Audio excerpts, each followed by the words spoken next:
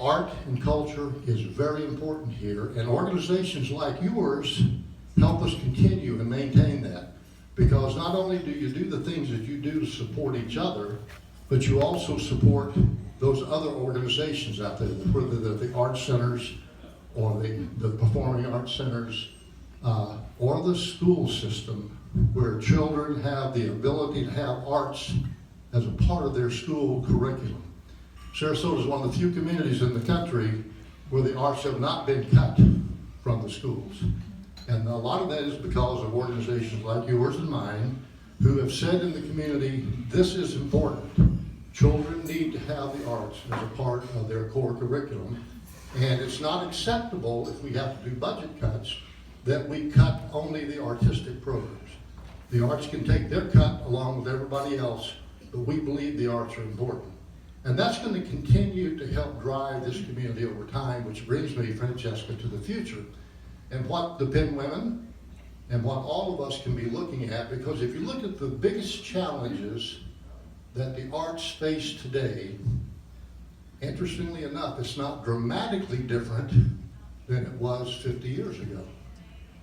The first thing that the arts community has to do in order to continue to grow and thrive, whether you're a single 501c3 organization or you're a community built on the arts, is that you have to be able to demonstrate that there is a real purpose for the arts, and that the arts have an impact on our lives that go beyond just what my individual feelings might be. How do we say that in other terms? Well, one of the things that the Arts and Cultural Alliance does is, as your representative and as the representative of all of arts and culture in the community, we work with groups like Americans for the Arts to do statistically valid studies that demonstrate what the impact of the arts are on the economy of this country and of this community. A couple of little tidbits that I think you'll find important.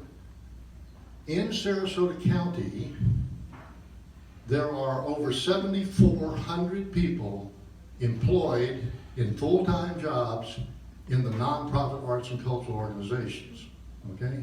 If you take them as a whole, they're probably the largest single employer in Sarasota County. It's bigger than the county, it's bigger than the hospital, you know, and then it's bigger than PGT Industries. There are a lot of people who derive their family well-being from being employed in the arts. Those people buy houses, they buy groceries, they send their kids to school, they buy cars, they buy clothing. So it's a big impact on this community and the economic well-being of the community.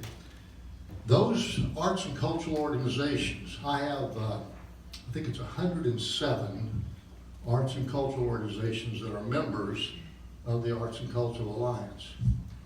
And in addition to employing over 7,400 people, they spend just under, it's about $295 million a year buying goods and services from other businesses and people in this community. Think about that, $295 million a year. Okay? If you look at who goes to our arts and cultural exhibitions, performances, whatever they may be, every year the arts and cultural organizations in Sarasota County go through about $2.6